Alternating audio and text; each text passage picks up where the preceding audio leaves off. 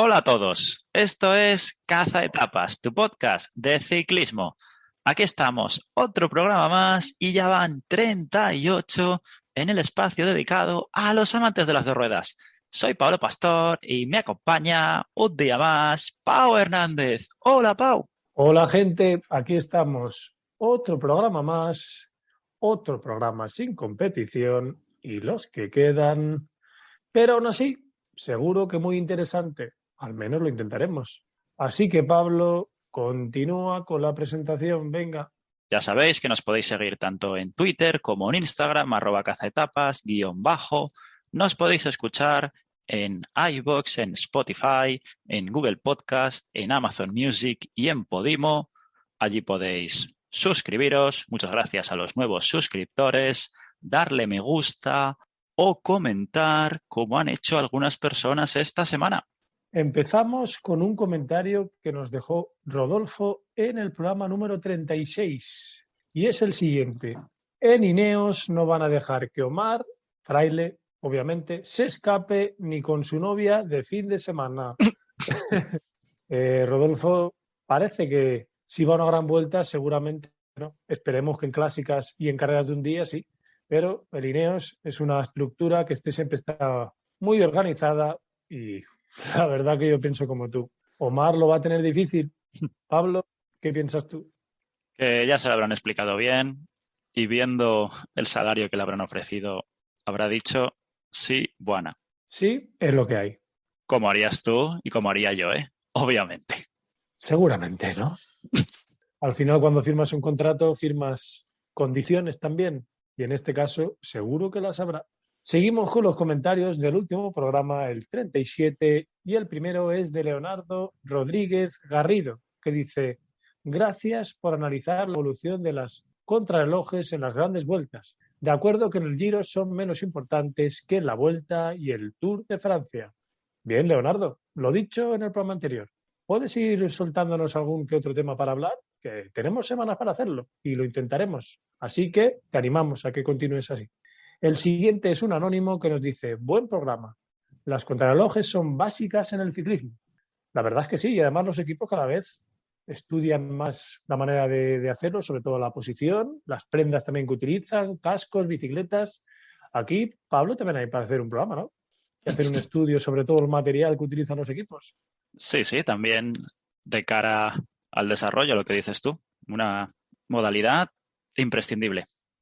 El siguiente es otro anónimo que nos dice: ¿qué opináis de Valentín Madouas? Está en la sombra, pero puede ser importante. Pablo, ¿qué le dirías tú sobre Valentín Madouas? Corredor francés, aún joven, segunda espada, clase media para la montaña, que para cazaetapas sí que puede tener más opciones, para generales de momento no. Y desde luego en el 2020, creo recordar que hizo un año bastante bueno, con un tour destacado. Yo diría que el año 2020 lo hizo mejor que en esta temporada, ¿no? Hmm. En el año 2020 quedó el 27 de la General del Tour y estuvo todo el año delante, y esta temporada un poco por detrás, ¿no? Si nos fijamos solo en el Tour de Francia, quedó el 42 de la clasificación final, y en cuanto a la temporada, casi que su mejor resultado fue en el Tour de los Alpes Marítimos a principio de año, en febrero, donde fue séptimo de la general, quinto en los puntos y segundo mejor joven y segundo en la clasificación de la montaña. En cuanto al resto de año, se llevó una clásica, la Polynormand, en Francia, por delante de dos corredores de los cuales hemos hablado aquí, como son Benoit Connefora y Anthony Pérez, y esta ha sido su única victoria en esta temporada. Aún así, en cuanto a sensaciones, Pablo, creo que esta temporada ha ido un poco a menos. Sí que es verdad que tiene 25 años, es un corredor con bastantes condiciones, va bien en montaña, también es buen rodador y un buen cazatapas, tiene un buen punch final. Y lo dicho, el Grupama tiene un buen presupuesto. Ya dijimos en el programa anterior que quizá deberían mejorar en cuanto a clasificaciones generales. Valentín Moadoa puede ser detrás de David Godú, el otro ciclista que está ahí un poco en la sombra. Para luchar por generales, nunca Mm, se puede decir, pero no lo veo. no. Quizá más cazatapas, ¿no? Sí. Seguimos con el último comentario, que es de Rodolfo, que dice: como buen nostálgico, las contrarrelojes han de ser el doble de largas y las etapas de montaña de más de 200 kilómetros. Y, por supuesto, tropecientos puertos. Rodolfo, la verdad que sin cara a los aficionados es una maravilla. Si habláramos con los ciclistas profesionales, quizás no estarían tan de acuerdo, ¿no? Ahora veremos en el análisis del Giro si le han hecho caso o no. Y nos falta la Vuelta a España. Seguiremos informando. Como bien he dicho, vamos a empezar el programa analizando el recorrido del Giro de Italia 2022. Después continuaremos con la valoración de los equipos del World Tour y finalizaremos con salseos ciclistas. Pero no se puede empezar Caza Etapas sin una pregunta de la semana. Y la pregunta de la semana va a ir sobre esta temporada también, obviamente. Y es la siguiente. ¿Qué país es el que más victorias ha tenido en el World Tour?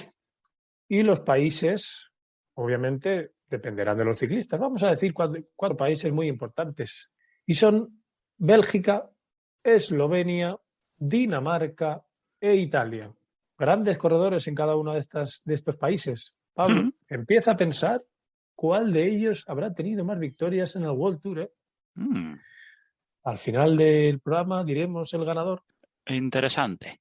Como también ha sido interesante la presentación del recorrido del Giro de Italia 2022, que va a empezar en Hungría, con una primera etapa desde Budapest, sinuosa, y un final en alto de cuarta categoría, eso sí, pero 5 kilómetros al 5%, ¿eh? Así que ningún sprinter puro podrá luchar por la victoria. Empieza ya con marcha este Giro de Italia 2022, ¿eh? Marcando un poco que etapas para sprinters habrá las justitas. Ya había pocas en el Tour de Francia, ¿no? Seguiremos en la etapa número 2, también en Hungría, en Budapest, en la capital, y es un prólogo de toda la vida. Un poco más de 9 kilómetros, y la verdad que no me viene a la cabeza una gran vuelta en la que el prólogo haya estado el segundo día de las etapas. No. Aún así, también es un final en un puerto. Bueno, es una subida de cuarta categoría de 1,5 kilómetros, no es muy dura, y ya había diferencias en la primera etapa, las habrá seguro, con ese final tan intenso, y aquí yo creo que también la gente que sea más fuerte no sacará mucha diferencia, obviamente son 9 kilómetros, pero para buenos rodadores. Pero si ya hay pocos kilómetros de contrarreloj en este Giro de Italia, ya ponen un final en el que el escalador va a estar a gusto. Ya lo dijimos en el programa anterior, el Giro de Italia siempre piensa en sus ciclistas y los italianos, bueno, es verdad que tienen a Filippo Ganna y a Edoardo Affini, por eso. pero en cuanto a generales, siempre lo que les ha ido bien ha sido subir para arriba, ¿eh, Pablo? Ahora mismo me cuesta ver a un italiano ganando el Giro de Italia, pero nunca se sabe. Siguiente etapa, la número 3, de nuevo en Hungría, muy llana y será la primera volata para sprinters puros. Sí, son 201 kilómetros, una etapa bastante larga a lo que estamos habituados. Y expedirán aquí a Hungría. Y como bien has dicho, etapa para sprinters y que las aprovechen porque no habrá muchas. Y después tendremos un día de descanso, como también pasa en el Tour de Francia. Principio de las dos grandes vueltas en otros países, con después descansos al inicio de la gran vuelta. Curioso, ¿eh? Después del día de descanso, Pablo, nos encontramos con la cuarta etapa. ¿Y qué etapa? Porque acaba en el monte Etna, en el volcán. Caliente, caliente, Pablo, caliente. Y aquí nos encontraremos con el rey de Sicilia. Será un final de etapa con un inicio en Ábola y con 166 kilómetros que culminarán en casi 40 kilómetros de ascensión prolongada. Eso sí, el puerto en sí son 25,6 kilómetros con 5,6 de pendiente media. Es bastante suave, aunque tiene pendientes del 10%, 9% en los últimos kilómetros. Muchos kilómetros de subida, ¿no, Pablo? Ya en la cuarta etapa. Es un puerto para atacar al inicio, si quieres hacer diferencias, como bien has dicho tú, hay tramos del 10% y kilómetros del 10%, porque sí, al final es más tendidito, pero a ritmo se puede abrir hueco, ¿eh? Aquí, como se dice en los tópicos, se sabrá quién no está para ganar el Giro. Y sobre todo es una subida para hacer en bloque un buen equipo, para poner a la gente tiesa y poco a poco ir marcando diferencias, ¿no? Sobre todo para lo que tú dices, demostrar quién está bien y quién no lo está tanto. Y en los que no están bien, pues perder algún que otro minutito, ¿eh? Perfectamente en esta etapa se puede hacer diferencias con el que no llegue en buen momento. Igual que pasa en el Tour de Francia 2022, aquí en este Giro la gente tiene que llegar en forma. Si algunos llegan con pocos días de competición, van a sufrir, porque el inicio es duro, duro. Sí, es lo que le pasó a Simon Yates en este Giro último, que fue de menos a más y no le dio para llegar hasta el primer lugar, ni hasta el segundo. Y parece que en este Giro 2022 tampoco le dará. Así que tendrán que llegar la gente en plena forma. Siguiendo con la quinta etapa, aún en Sicilia, se sube un puerto de segunda categoría a mitad, pero tiene un final llano y debería ser al sprint. Aunque si la fuga se forma y en el puerto coge diferencias, será difícil desde coger.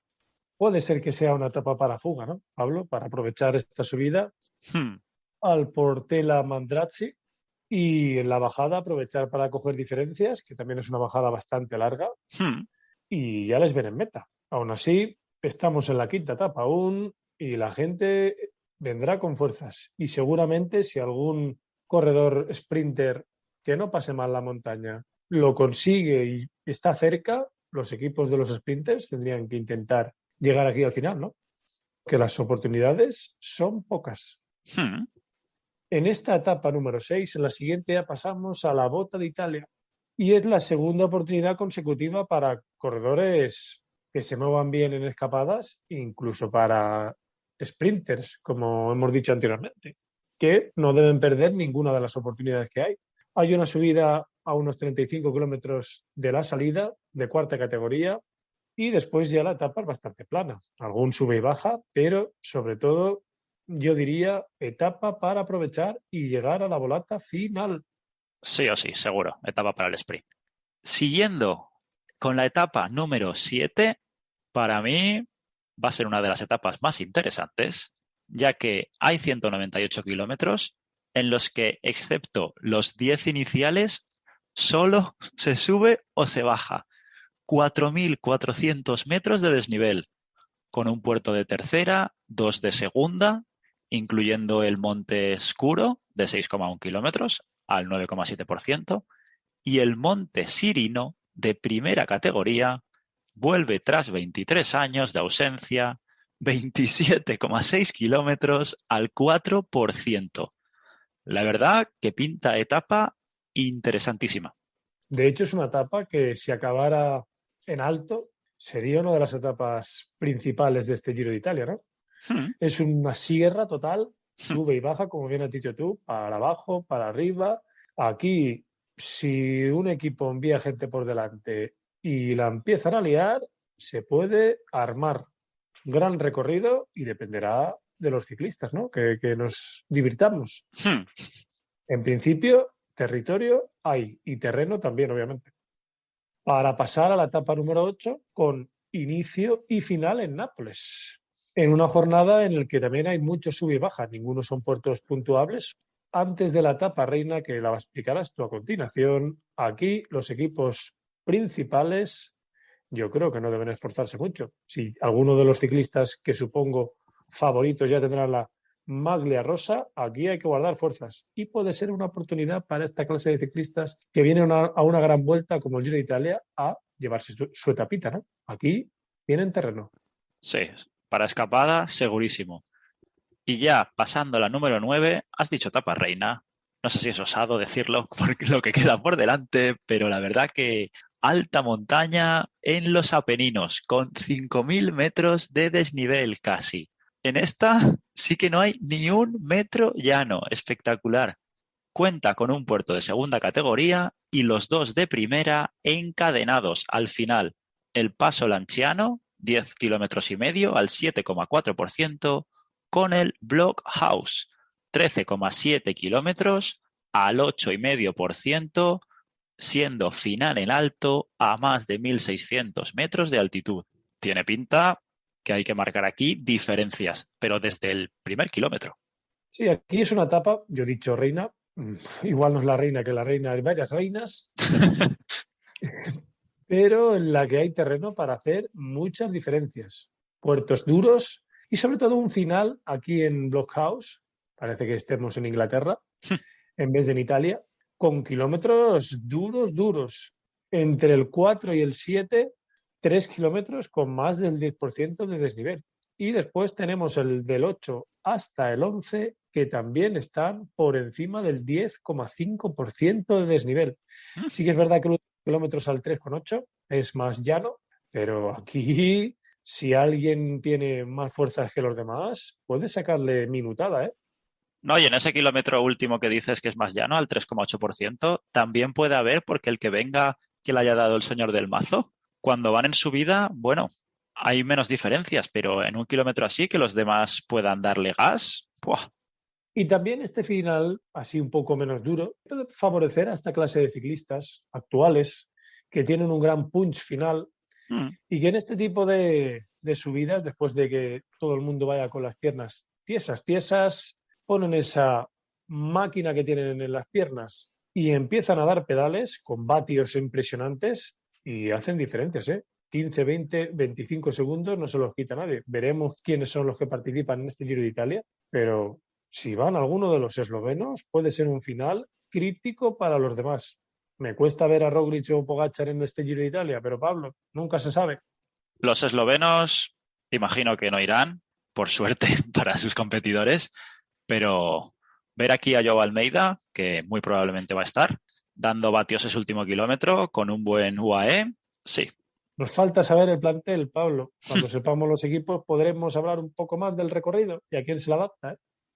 Llega el segundo día de descanso, tras el cual empieza la 10ª etapa en la costa adriática, llana al inicio y muy sinuosa hasta el final.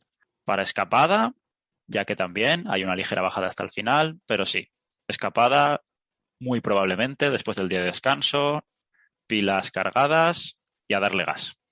Y quizá alguno de los equipos con sprinters pueda intentar, bueno, no voy a decir sprinters de toda la vida, pero sí esa clase de ciclistas que tienen un punch final y que aguantan estas subidas de cuarta categoría, ¿no?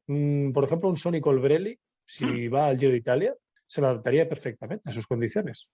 Sí, de hecho ha anunciado que es su deseo ir porque pasa muy cerca de su casa.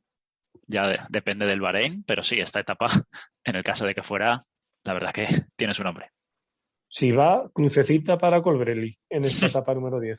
Y seguimos con otra etapa de transición, la etapa número 11, la más larga de este Giro 2022, que es una etapa totalmente llana. Aquí sí que los equipos de los sprinters no tienen que perder la oportunidad de llevarse una victoria, ¿no? Aquí esta etapa que acaba en Reggio Emilia. Desde luego, porque es que a partir de ahora empieza el rock and roll, ya que en la etapa número 12, ya en el norte de Italia, media montaña, subiendo levemente desde el inicio hasta los últimos 90 kilómetros con 3 puertos, 2 de tercera categoría y un segunda que casi podríamos decir que es un primera, ya que son 10,3 kilómetros al 7%. Y de ahí bajada hasta meta. Con 1 kilómetro entre el 7 y el 8, este Montebecco con 9,5 de desnivel. Sí, por eso que segunda categoría, madre mía. No es muy largo, pero buen nivel. Además, la dureza está en esos últimos kilómetros, entre el 6 hasta el 9. El último kilómetro es un poco más tendido, pero lo que tú dices, una subida, después ya bajada casi hasta meta. Aquí un ciclista que se le dé bien la bajada puede poner a la gente en problemas. Y pasando ya a la etapa número 13 y antes del interesante tercer fin de semana del Giro, otra etapa un poco para sprinters, ¿no? Hay una subida de tercera categoría a 54 kilómetros de la salida, el Col di Nava, pero el resto de etapa es bastante plana, por no decir plana absolutamente. Y lo dicho, habiendo tantos kilómetros hasta la meta, aunque aquí algún sprinter tenga problemas para subir, no creo que el ritmo sea muy intenso y es otro final que deben aprovechar los sprinters. Sí, yo diría que ya es la penúltima opción que tienen, porque seguimos con la 14, muy parecida a la etapa número 7, media montaña también, con 5 puertos, pero muchas cotas, en un circuito al que darán 2 vueltas y media, pero es para liarla desde el principio, ya que tiene un estilo de clásica muy, muy bonito, la que acaba en Turín. Una etapa muy vistosa, ¿no? Hmm, Que si fuera una clásica nos sí. gustaría, porque es una auténtica sierra, sube y baja. Sería la típica clásica italiana, ¿no? Sí. Y pasamos ya a la etapa siguiente, Buf. la etapa 15, en la que nos encontramos con 3 subidas, 2 de primera categoría y una de segunda al final, pero muchos kilómetros de subida, ¿eh? Porque empezamos con el Pila Les Fleurs, parece que sea francés aquí, Mm. que son 12 kilómetros de longitud al 6,9%. Seguimos con la Verón, que son 13,3 kilómetros de longitud al 7,4%, para acabar en este puerto de segunda categoría, un poco más tendido que los otros dos, son 22 kilómetros de subida, eso sí, mucho terreno, pero al 4,3 de desnivel, empezando fuerte con esos 4 primeros kilómetros, con más del 8% de desnivel, después un pequeño descansillo y después un poco una subida tendida, ¿no? Que acaba con entre el kilómetro 13 y el 22 con entre el 3% de desnivel, ¿no?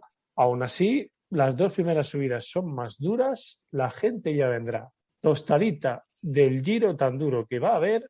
Y si un equipo se pone en bloque, también puede hacer diferencias, ¿no? De hecho, yo pienso que si alguien quiere liarla, debe intentarlo en los 2 puertos anteriores. Y aquí en este último, mantenerlo. Sí, totalmente de acuerdo contigo. Aquí ya en plenos Alpes, si no, lo intenta un escalador antes, un corredor tipo Yago Almeida en este puerto de Coñ, lo haría muy, muy rápido y bastante fácil. Después viene el tercer día de descanso, porque la siguiente etapa, no sé si podría ser la etapa reina, diríamos que sí, 5.400 metros de desnivel con 4 puertos, solo 3 de ellos catalogados. De nuevo, ni un metro llano. Inicio con subida al Goletto di Cadino, primera categoría, a 1.930 metros de altitud, 19 kilómetros al 6,2%. Descenso y después se sube el Coloso, el Mortirolo, primera categoría, 12,6 kilómetros al 7,7%. Posteriormente, el Teglio, que no está catalogado, 5 kilómetros al 9,1%. Vaya cota, madre mía. Y no está catalogada, Pablo. Menos mal. Para ascender el Valico di Santa Cristina, Ox categoría, 12,2 kilómetros al 8,5%. 6 kilómetros en bajada y meta. Etapa brutal. Brutal, pero casi que a mí me gustaría más que acabaran este Balico di Santa Cristina, ¿no? Ese Bueno, último kilómetro al 12,1% de desnivel. Qué gran final, ¿no? Aún así, estas etapas en bajada también son interesantes. sí. Y si hay un poco de lluvia, ya no te digo nada. Pero muchos kilómetros de desnivel y si no es la etapa reina, casi, y aquí ya se va a decidir quién es el capo un poco del Giro de Italia, ¿no? Sí. Ya estará en 3, 4 nombres y aquí el que sea más fuerte tiene que demostrarlo y tendrá que bajar bien, ¿no? Porque esos últimos 6 kilómetros, ya cansados, con esta super etapa, veremos.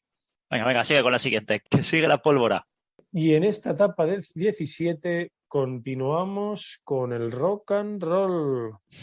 Son 165 kilómetros con 2 subidas puntuables de primera categoría, aunque el inicio también es hacia arriba, ¿no? Con el paso di Tonale. Aún así, vamos a hablar de estos 2 puertos, el Válico del Beltioco con 12 kilómetros al 7,6% de desnivel, con un cuarto kilómetro por encima del 10%, y por último el Monte Robero, que son 8 kilómetros al 9,6, con entre el 4 y el 7 por encima del 11,5% de desnivel, teniendo después 8 kilómetros hasta la meta, que es un pequeño sube y baja, pero Pablo, aquí en este final, algo parecido al anterior, un poco menos intenso, aunque también hay un buen desnivel, y lo dicho anteriormente, aquí sí que ya se estará decidiendo el Giro de Italia. Pero a mí se me queda el regusto en esta etapa otra vez de subir y bajar. Si ya lo has hecho en la anterior, aquí cambia y hace una subida en alto, ¿no? Parece que están montando este Giro de Italia para un Vincenzo Nibali en su mejor momento, ¿no? Sí, sí, sí, sí.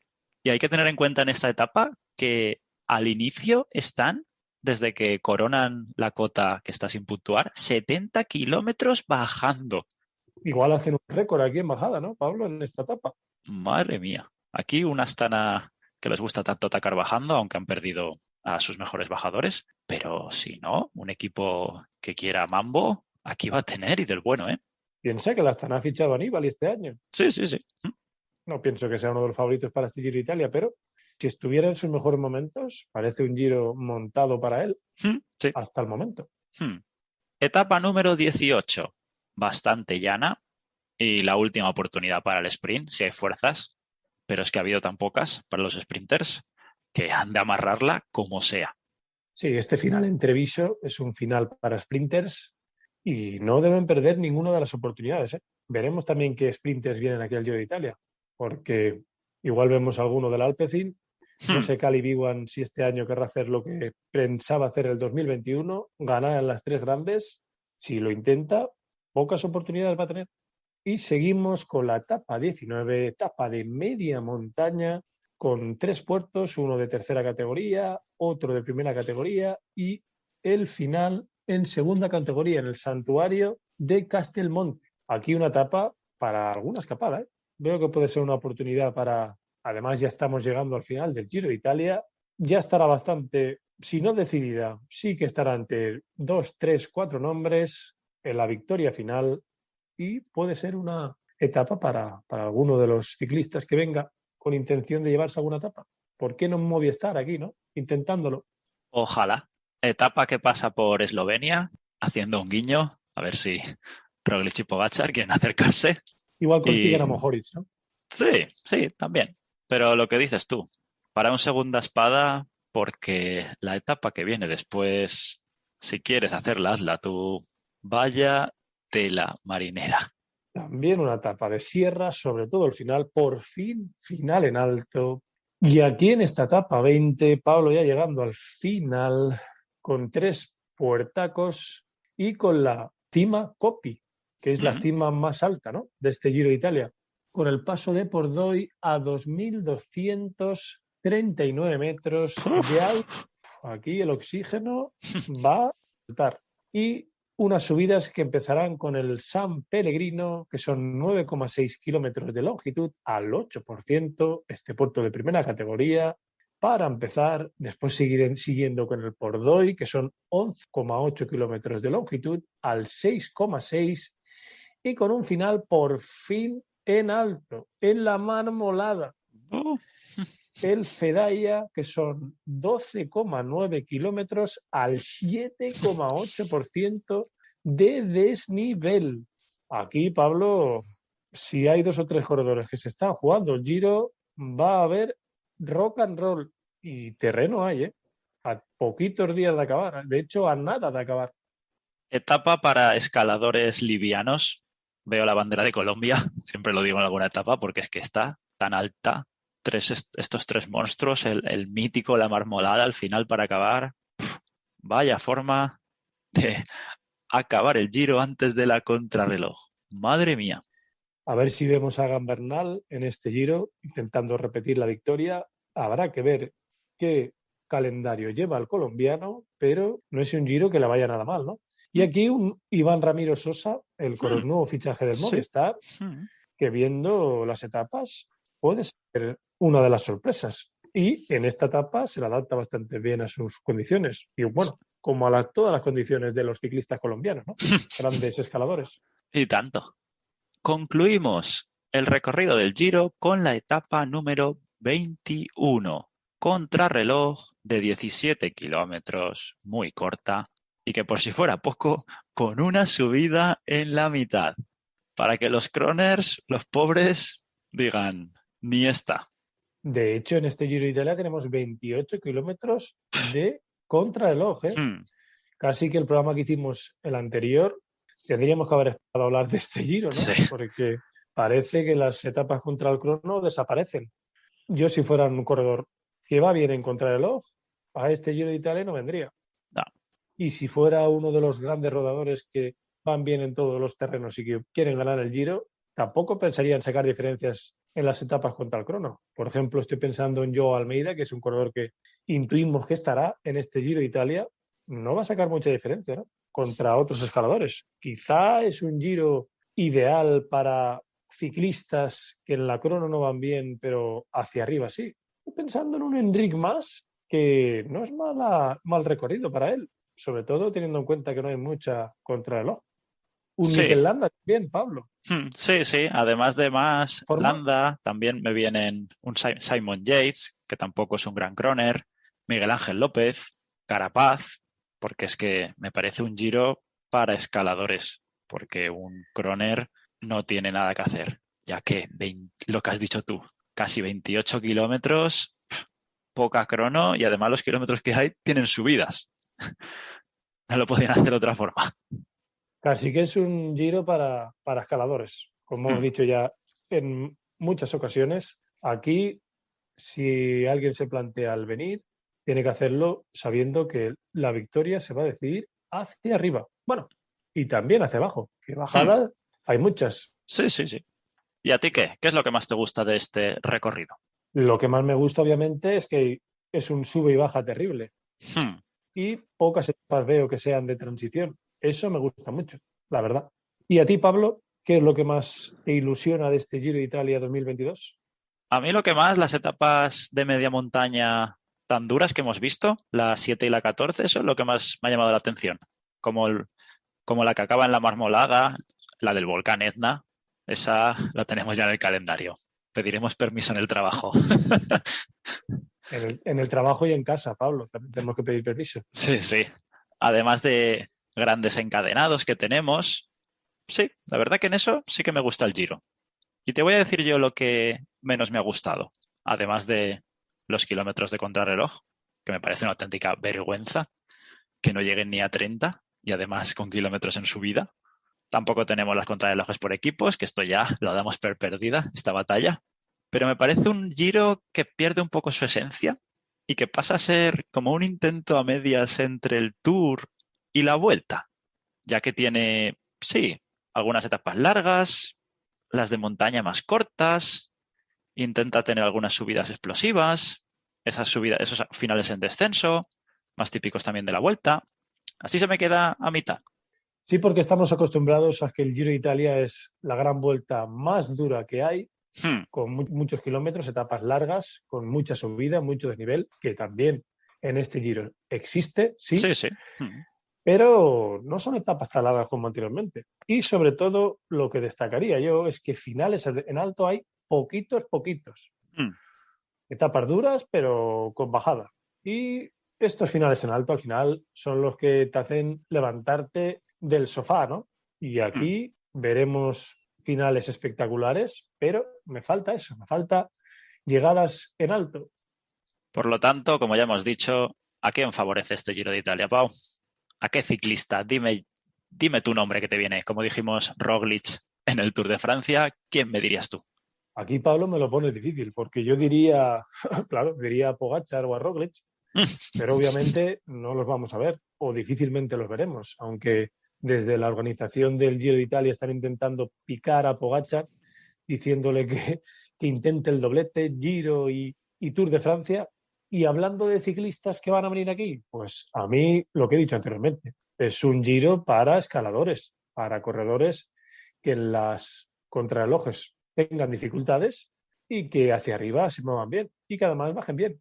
No sé, me viene a la cabeza un Mikel Landa, lo que he dicho. Puede ser un Giro de Italia perfecto para que Mikel Landa, si está en su plenitud, pueda intentar llevarse una gran vuelta. Y cómo no, un Egan Bernal que si repite participación aquí sería favorito indiscutible. Sí, eso totalmente cierto. No sabemos si irá, ya que su intención es ir al Tour. A lo mejor doblar, quién sabe. Pero si no, yo veo a Simon Yates muy favorito, ya que la crono no es lo suyo y también va bien para arriba. No baja bastante bien, teniendo esas etapas que acaban en bajada. Y quizá también un Adam Yates, ¿no? Que igual se Hmm. tiene que replantear su temporada. Este año no le ha ido de la mejor manera. intentando ganar la Vuelta y no le ha ido bien. Y quizá empezar la temporada más fuerte e intentar este Giro, que se adapta también a sus condiciones, como a su hermano. Sería bonito, ¿no? Ver aquí un Yates contra Yates, Adam contra Simon. Parecería una película o el nombre de un grupo de música, ¿no? Adam and Simon. Lo has dejado a huevo, porque ahora dejamos el recorrido del Giro y vamos con la valoración de los equipos del World Tour. Y nos toca el Ineos Grenadiers, que tuvo en esta temporada que ha concluido 43 victorias, 16 de ellas en el World Tour. Muchas victorias, la verdad, pero un regusto de año regular para el Ineos. En las clásicas han estado liderados por Pidcock, por Van Barle y por Moscon, con buenos resultados, la verdad. El tercer lugar en la Kuurne-Bruselas-Kuurne, primeros en la Brabant-Sepil, segundos en la Amstel Gold Race, sextos en la Flecha Valona, primeros en A Través de Flandes, séptimos en la Saxo Bank, octavos en la Gante-Wevelgem, décimos en el Tour de Flandes, cuartos en la París-Roubaix, los oros que han tenido en Tokio en diversas modalidades. En las vueltas de una semana es donde han llegado sus mejores resultados, con una etapa en el UAE Tour, 2 etapas y la general en la Volta a Cataluña, una etapa y la general en el Tour de Romandía, una etapa y la general en la Dauphiné, una etapa y la general en el Tour de Suiza, entre muchas otras. Llegando a las grandes vueltas, han ido de más a menos, con un Giro espectacular, con triunfo general de Egan Bernal, además de 4 victorias de etapa, 2 de Bernal y 2 de Filippo Ganna. En el Tour fue Carapaz tercero y en la Vuelta Adam Yates fue cuarto, y se podría destacar esa épica etapa de Egan Bernal en los lagos de Covadonga, con su ataque lejano, aunque no ganó. Pero en las grandes vueltas han de cambiar de estrategia si no son los más fuertes, como pasó tanto en el Tour como en la Vuelta. Al final, Pablo, muchas victorias. Tú has hecho un gran resumen, pero vamos a ir a lo importante. ¿Y qué es lo importante? Sí, grandes ciclistas, gran equipo, grandes resultados, pero hablemos de la guita. Dale. Hablemos del dinerito que se gastan. Y como ya dije en programas anteriores, el Ineos Grenadiers es el equipo con más presupuesto del World Tour y son 50 millones, Pablo. 50. El doble que el de Koenig. Y casi el doble que el Jumbo-Visma. No voy a decir los millones del Jumbo-Visma, puedes intuir que es casi el doble. Claro, es que las comparaciones matan. Y en este caso es que son 50 millones y el siguiente equipo es el UAE con 35. Ya digo, el del UAE. Son 15 millones de diferencia. De hecho, hay equipos en el World Tour, como el Cofidis, del cual ya hablamos, y alguno más, que no llegan a 15 millones de presupuesto. Y el INE 15 millones más que el segundo en esta temporada 2021. Sí, muchas victorias, pero... Y hablando de nombres, Pablo, hay que hablar de Egan Bernal, que se llevó 2 etapas en el Giro de Italia, también fue el mejor joven, segundo en la montaña, quinto en puntos y se llevó el Giro. Un espectáculo absoluto lo que hizo el joven colombiano de 24 años en este Giro de Italia. Y después una temporada que ha sido un poco, que si quitamos el Giro de Italia, un poco medianías, ¿no? Un poco de podría haber hecho más. Pues esto en la Vuelta a España hizo esa gran exhibición, como bien has dicho, en que al final Roglic le quitó todo, se llevó la victoria, le sacó más tiempo y quizá un poco demostrando que a pesar de ser un gran ciclista, yo creo que está un poco por detrás de los eslovenos, ¿no, Pablo? Es joven aún, pero claro, Pogačar es más joven y Roglic tampoco es tan veterano. Por eso ha de demostrarlo estando los 3 al 100% en el próximo Tour y no dudo que lo hará. Y le han de montar un buen equipo a su alrededor. Pues Mimbres no será, Pablo. El equipo lo puede montar el mejor que quiera. Porque ciclistas hay todos los que tú quieras. Porque después pasamos a Adam Yates, el gran fichaje de este año, que empezó la temporada bien. Hay que recordar que fue segundo en el UAE Tour, por detrás de, cómo no, fenómeno Pogačar. Después se llevó la Volta a Cataluña, una Volta a Cataluña en el que hicieron el trío la, Adam Yates, Richie Porte, Geraint Thomas. Aquí parecía que el Ineos iba a ser un espectáculo durante el año. Ha sido unos grandes resultados, pero menos de lo esperado, ¿no? Después hay que recordar que fue cuarto en la Vuelta a España, no estuvo en el podium, y contando que delante tuvo a Jack Haig y contando también que fue la gran vuelta que se preparó, siendo el mejor fichaje del Ineos, se me queda corto, ¿no? Y después lo hemos visto en 3 de las clásicas finales de Italia, estas clásicas en subida, sube y baja terrible, en el Giro de la Emilia, donde fue cuarto, en el Milán-Torino, donde fue segundo por detrás de Roglic, en Lombardía, donde fue tercero por detrás de Pogačar y más nada, y al final no es mala temporada la de Adam Yates, pero quizás se me queda también un poco corta, ¿no? Se Sí. lleva una victoria en una vuelta de una semana, la Vuelta a Cataluña, segundo puesto, un cuarto en la Vuelta a España, se lleva solo una victoria de etapa, la tercera etapa en la Vuelta a Cataluña, y ahí lo dejo. El siguiente del cual hablaré y es Ethan Hayter, que gran ciclista. Sí, sí. Un corredor que ya empezó con victorias en la Coppi Bartali en Italia, donde se llevó la cuarta etapa, además de ser el mejor joven y de ser el cuarto. En la clasificación final, por detrás de Vingegaard, Honoré y Nick Schulz del Bike Exchange, y por delante de Javier Romo, hay que recordarlo, que Javier Romo fue aquí quinto. Después también en la Volta al Algarve se llevó una etapa y fue segundo en la clasificación final, por detrás de Joao Rodríguez, que después sería el ganador de la Volta a Portugal.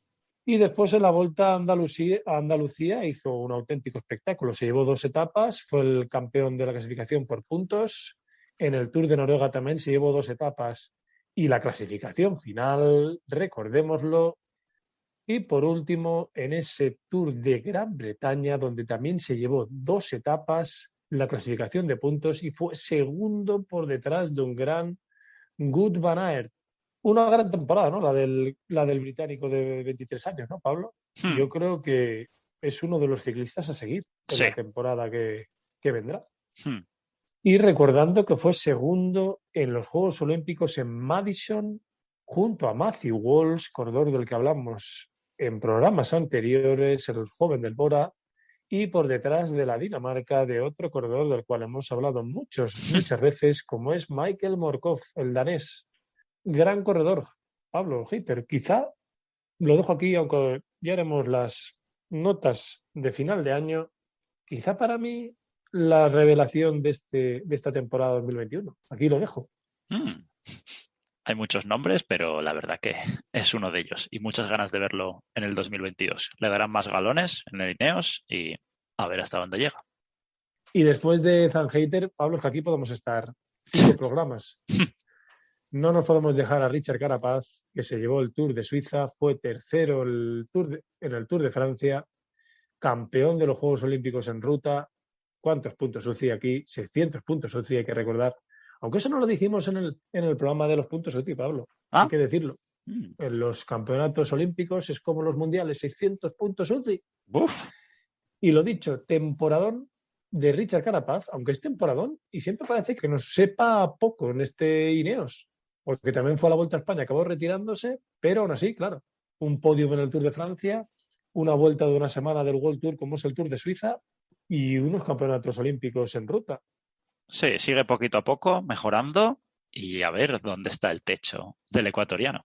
Y aquí en este Tour de Suiza, que hubo para mí una de las sorpresas de Ineos, como es Edward Dunbar, que se llevó la clasificación de los jóvenes y que fue un gregario de lujo para Richard Carapaz. Estuvo en todas las etapas de montaña delante y al final, en la clasificación final, fue el 12º, que no está nada mal, siendo el segundo corredor de Ineos. Quizá se merece para la temporada que viene estar en más competiciones. Pero claro, es que hay tantos ciclistas, Pablo, que es difícil, porque nos dejamos también a Richie Port, que se llevó la Dauphiné, a Tom Pidcock. Pablo, a Tom Pidcock no lo podemos dejar. Claro.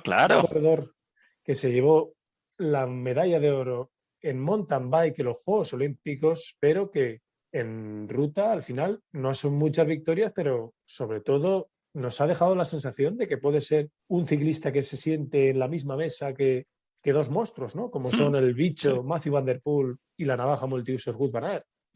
Se llevó la Brabante Pils por delante de Wout van Aert en ese sprint espectacular. Después fue segundo a los días en la Amstel Gold Race, con polémica final, porque había repeticiones en las que parecía que el ganador era Pidcock y otras, sobre todo la final, en la que Wout van Aert se acabó llevando la victoria. Al final no han sido muchas victorias, pero nos ha dejado un regusto positivo, ¿no? Recordando que fue sexto en ese campeonato del mundo, que se llevó el mosquetero Alaphilippe, Sí. y que yo creo que si se hubiera movido mejor, podría haber estado en el podium final, ¿eh? Hablaré yo de la Armada Española, de Ineos, Jonathan Castroviejo, un que hizo espectacular, la verdad. Tanto Daniel Felipe Martínez como él estuvieron a un gran nivel. Luego también en el Tour, Castroviejo, de nuevo a gran nivel, momentos en los que solo estaban Pogačar, Vingegaard, Carapaz y él, espectacular. Y siguiendo con Carlos Rodríguez, una de las esperanzas del ciclismo español, grandísimo Tour del Porvenir, quedando segundo a escasos segundos de la victoria y que le han de dar más protagonismo en Ineos, si no se quedará eternamente de gregario porque hay mucha tela por delante. Pero también hizo un gran Tour de Bretaña, así como el Tour de la Provence. Pero si le dan cancha, Carlos Rodríguez va a ir a más. Pablo, aquí respecto a Castroviejo, voy a dar datos fríos, datos que seguro que te van a sorprender. Has dicho que hizo un gran Giro de Italia, también hizo un gran Tour de Francia, porque en los dos fue el 23 de la clasificación final. Pero es que los datos están aquí. En el Giro de Italia se lo llevaron con Egan Bernal y fue quinto Daniel Felipe Martínez, gran ciclista. Pero es que el tercer Ineos fue Castroviejo. Y en el Tour de Francia, tercero Carapaz, y el segundo mejor Ineos fue Jonathan Castroviejo. Ojo, ojo, ojo, porque estamos hablando del mejor equipo por presupuesto, con corredores de grandísimo nivel. Aún podríamos hablar de al menos 5 o 6 fácilmente, y estamos diciendo que Jonathan Castroviejo, 34 años, gran corredor, yo diría, si no el mejor, entre el top 3 de los mejores gregarios, y que aquí en clasificaciones generales, en todo un Giro y en todo un Tour de Francia, no es que ha trabajado como el que más, sino es que encima ha estado delante entre los mejores y entre su equipo siempre en el top 3. ¿Qué más se le puede pedir? Y respecto a Carlos Rodríguez, de lo que tú dices, jovencito, 20 años, lástima por ese Tour del Porvenir, que si no hubiera fallado en alguna de las etapas, era suyo, para mí fue el más fuerte, sobre todo en la última etapa, y que yo creo que Lineos tiene que empezar a pensar en que o apuestan por él o se les irá. Novias no le van a faltar. Y en cuanto a decepciones, Pablo, tendremos que hablar de alguno de tus amiguitos, ¿no? De esos ciclistas que te encantan, como puede ser Tago Uf, Geiger, campeón del Giro de Italia 2020, y que en esta temporada ha demostrado que quizás ese Giro fue un poco un Giro de regalo, ¿no, Pablo? No de regalo, porque al final ninguna gran vuelta es de regalo, pero sí que el nivel no era el que nos podemos acostumbrar, ¿no? A una gran vuelta, porque sus mejores resultados han sido la 10ª posición ya en febrero en el Tour de Bar y después la 10ª en el Criterium Dauphiné. A partir de ahí ya no lo hemos visto. Y de hecho, al nivel que todos esperábamos, nada. Su mejor posición en cuanto a etapas fue en ese memorial Marco Pantani, que ganó Sonny Colbrelli, donde tuvimos a Aramburu tercero y a Gotchon Martín quinto, y donde él fue el noveno. Mucho más, ¿no? Esperábamos del inglés. lo tenía puesto en mayúsculas su nombre en la decepción. Para mí ha sido una de las decepciones, pero de todo el World Tour. Porque podríamos hablar de Geraint Thomas, que estuvo lastrado por esa caída del Tour. A pesar de ello, ganó el Tour de Romandía, pero es que el año de Teo Geoghegan, ya lo has dicho tú, ha sido, la verdad, que catastrófico. No podemos decir otra palabra. También hablaría de Kwiatkowski, que solo por el salario que percibe, creo que su rendimiento está por debajo, bastante por debajo, ya que únicamente tuvo la victoria en la contrarreloj por equipos, que tuvo Lineos en el Tour de Bretaña, pero el resto, no solo por las victorias, sino es que en carrera nunca ha estado en los mejores lugares, con las mejores sensaciones. No. Ya lo dijimos cuando hablamos de los salarios, Kwiatkowski vive de rentas. Sí. Porque además has hablado de Geraint Thomas, de que se llevó el Tour de Romandía, pero hay que recordar que estuvo en el podium tanto en la Volta a Cataluña, donde fue tercero, y también en el Dauphiné. Sí que es verdad que estamos hablando de todo un campeón del Tour de Francia, no ha sido su mejor temporada, pero ahí está, en podiums. Y después, Pablo, cómo no, yo no me voy a dejar en la palestra a un Pavel Sivakov, Oh, el ruso francés, sí, sí. que también es un ciclista del cual siempre esperamos lo mejor y que en esta temporada nada de nada. Su mejor posición en el Tour de los Alpes, donde fue sexto. Un Tour de los Alpes que se llevó Simon Yates y donde Pello Bilbao fue segundo. Y en cuanto a etapas, casi que yo lo que mejor recordaría fue esa sorpresa en los campeonatos de Europa en ruta, donde Sí. quedó el noveno y fue una de las sorpresas de la competición. Pero Sí, parece que no avanza, ¿no? El ruso. sí, la verdad que ha sido un año muy bien, lo has definido al final, de estancamiento por su parte. Y si no avanza la próxima temporada, Ineos le empezará a relegar al equipo C o D y se le acabarán las buenas carreras, ya que este año tuvo que abandonar el Giro de Italia, pero le llevaron a la Vuelta, Tour de Suiza, buenas carreras y si no respondes, irás al calendario C. Aquí, Pablo, si tuvieras que apostar por Carlos Rodríguez o por Pavel Sivakov, creo que está claro, ¿no? Sí, a día de hoy, desde luego, viene Carlos en progresión. Además de corredores, para decir las decepciones en nombres propios, dentro del propio Ineos, las estrategias no sé si han sido las más adecuadas, ya que ni en Tour ni en Vuelta eran los más fuertes y aún así corrían como si lo fueran. Y has de variar toda la dinamita que tenían en el Tour, atacar de lejos, has de hacer algo para ganar a los eslovenos. Nosotros no sabemos la fórmula, pero hay que intentar descubrirla. O quizá ya no eso, sino cambiar, modificar, ¿no? Lo que la idea que tienes pensada al principio. Hmm, Y si no puedes ir a ganar una gran vuelta, ¿por qué no llevarte unas cuantas victorias de etapa? Llevarte puntos UCI, ¿no? sí. Hmm, Porque estamos hablando de un equipo con corredores excepcionales. hmm, Y que al final, sí, son segundos en el ranking UCI, normal. En carreras de una semana están siempre en el podium. De hecho, en alguna que otra han estado en las tres posiciones de arriba del podium. Pero en cuanto a victorias, yo creo que podrían haber sacado mucha más punta, ¿no? Porque después hay que hablar de corredores como Gianni Moscon, que ha estado en las clásicas siempre delante, llevándose además victorias. Un Filippo Ganna que en contrarreloj casi es un seguro de vida.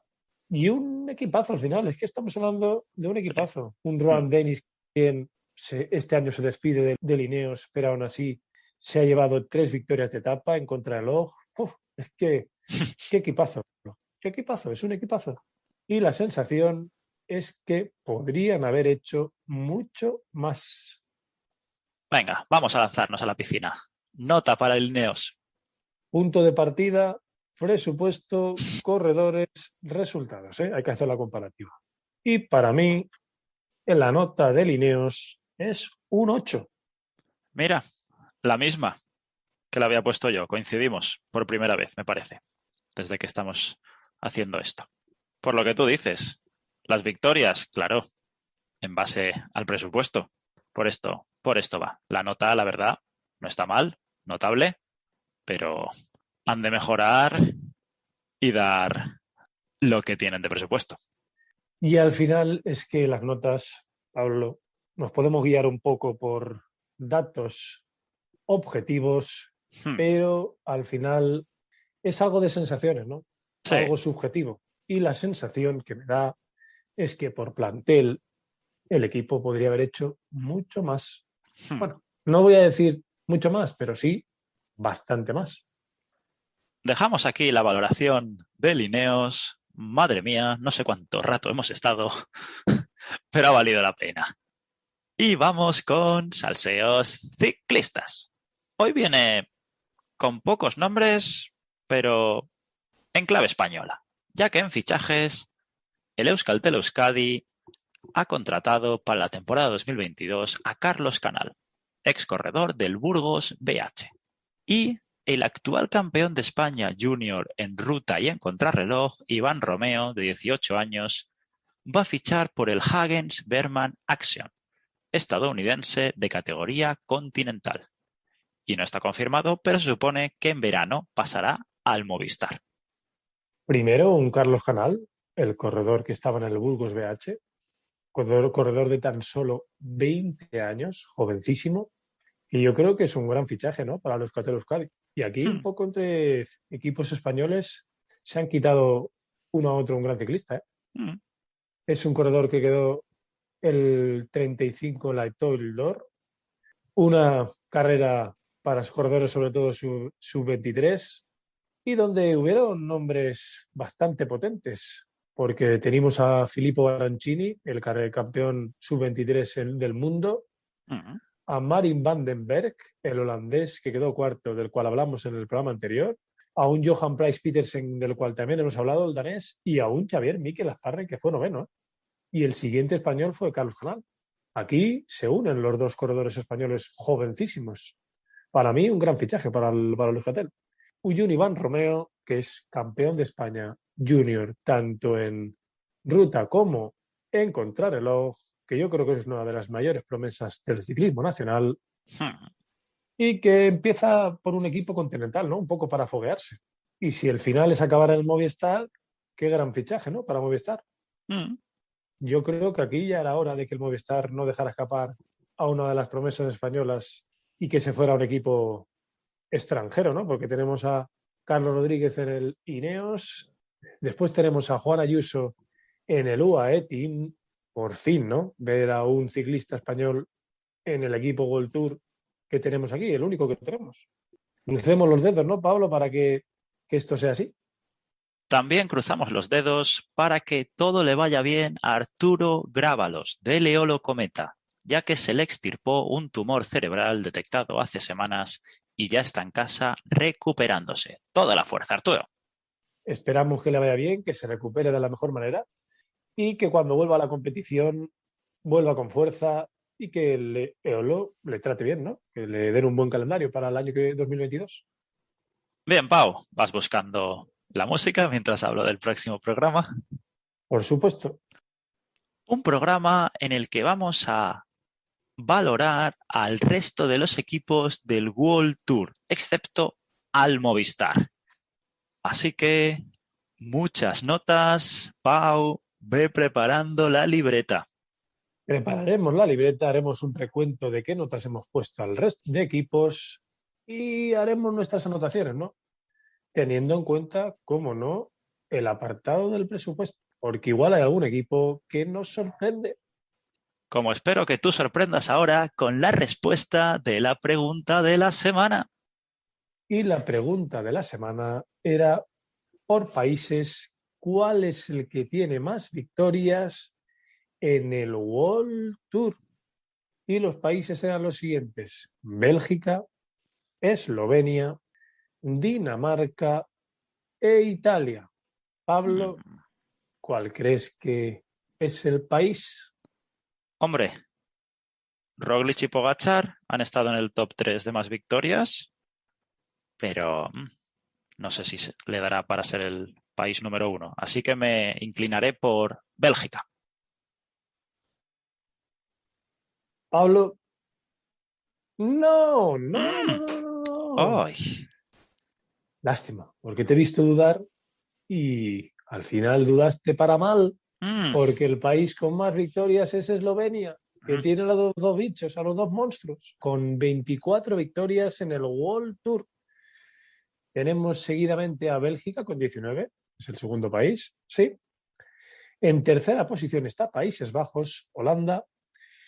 Y ya a continuación tenemos a Italia con un Sonny Colbrelli espectacular, Filippo Ganna también. Y en quinta posición a Dinamarca.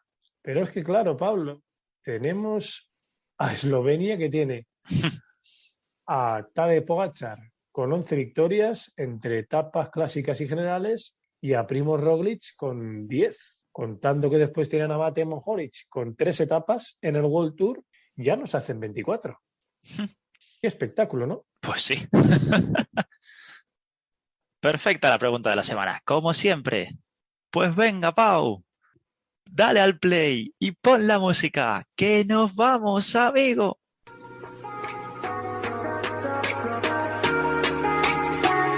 Esto ha sido todo por hoy.